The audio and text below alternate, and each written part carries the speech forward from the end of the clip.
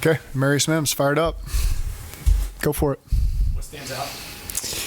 The potential that this guy's got is really, we're excited that he was there at 18.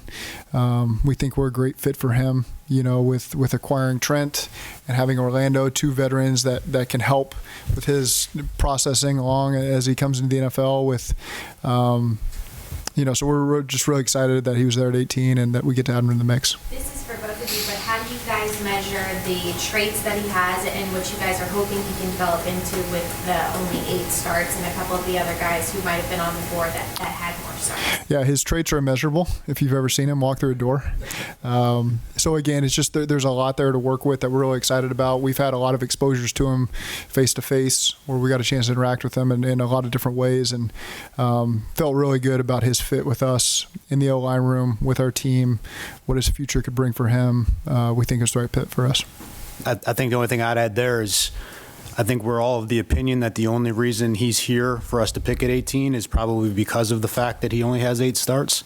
And had he gotten through a season, played this whole season the way he played in the tape that we saw, there's a very low chance that we're even having an opportunity to pick him. Obviously coming from Georgia, you could also say that he's gone up against arguably defensive players every day at practice. Was that something that was intriguing to you guys? It was. If you talk to our scouts that go through that school, that's one thing that they would bring up. They've witnessed that firsthand.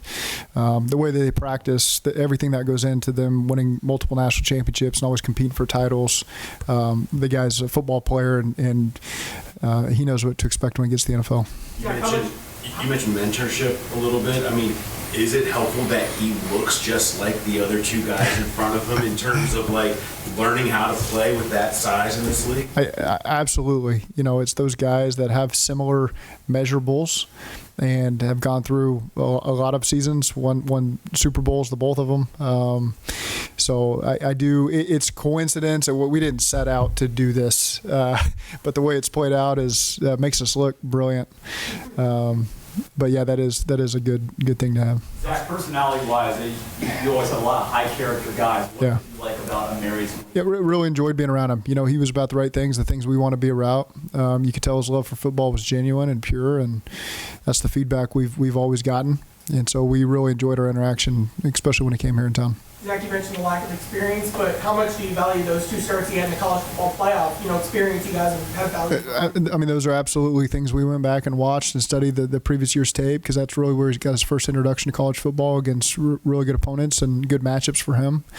And again, I just think that what we've done at the tackle position allows us to take Amarius and get him ready to play, and so I'm excited about the addition there. Is there a rapid play that maybe jumped out when you were going through the tape that you really that really kind of caught your eye? There's a lot. I can't give you one example specifically, but we just like the consistency of his tape. And strictly pass blocking wise, what stood out? Obviously, there's not a ton of starts there, but you guys are going to throw the ball a ton. So what stood out? Yeah, I think the same reason we've talked about why we like Trent and Orlando is the length. Just naturally, he plays. He has length, and he plays with tremendous length.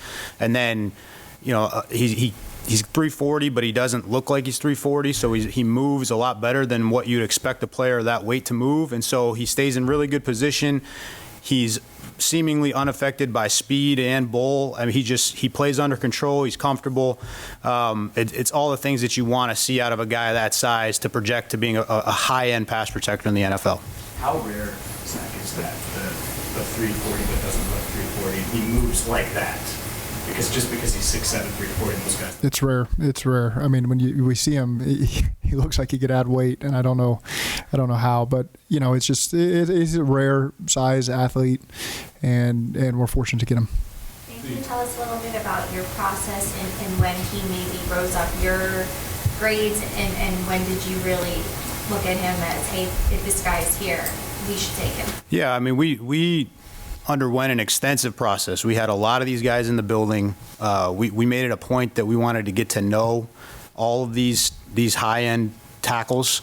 I think probably after meeting him here and just getting to interact with him and really understand what he was about, that's the biggest piece to this puzzle, right? It's so hard to predict this kind of success these guys are going to have. You have to feel really comfortable with the person, and I think we felt that way when he left this building.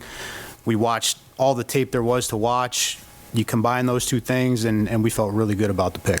Dan, you draft a guy like this with the idea of him being a big part of your future, the right tackle your future in some ways? I mean, sure. I mean, any player that you're going to acquire with this type of draft asset has got to be a big part of your future. And we believe he can be that, and he will be that. And we're going to do everything in our power to put him in position to be exactly that. Is he got position versatility if necessary? I mean, do you think he could pick inside the guard if needed while he's being developed? You know, I won't get into all that right now with him, but we're excited about the traits that he's exhibited and get him in here and work with him. Zach, what was going through your mind? I'll get you, Charlie, after this. When 6 quarterbacks came off the board in the first 12 picks, and did that impact or affect the way you were feeling about your chances of getting Amarius? Absolutely. You know, joy was the word that was going through my mind that I felt at the moment. So I think anytime when you're picking anywhere in the first round and quarterbacks are going and you don't need a quarterback, that's a very positive thing. And we were obviously excited about that. And it's rare, 6 of them to go. That's ever happened that early? I don't know. So 41 years. Charlie. Follow up on that question. Is he just a right tackle? Will he work at all left tackle? How do you do that? Absolutely. You know, absolutely in terms that he's going to have to work both, you know, and that's just the way our young tackles come in here. And so, again, his primary experience has been playing right tackle, but just the way that these guys come in, we've got Trent and Orlando right now, which is perfect for our situation, and so he gets a chance to work both sides. What kind of impact would it have long-term on the offense to have really solid tackles who can play at a high level, and given what y'all want to do, what kind of impact could that have on what that opens up for you and for Joe and the way the offense runs? It's just great to have. I mean, anytime you've got a quarterback you want to protect and you can acquire the type of linemen that we've been able to add into our building with the free agent additions of Ted and Kappa and drafting Cordell and in free agency getting Orlando and Trent and now drafting another one, you know, we feel really good about how we built that lineup and able to protect Joe and run the football and do all the things that allow us to be a successful offense. You use the term rare to describe his physique. How rare?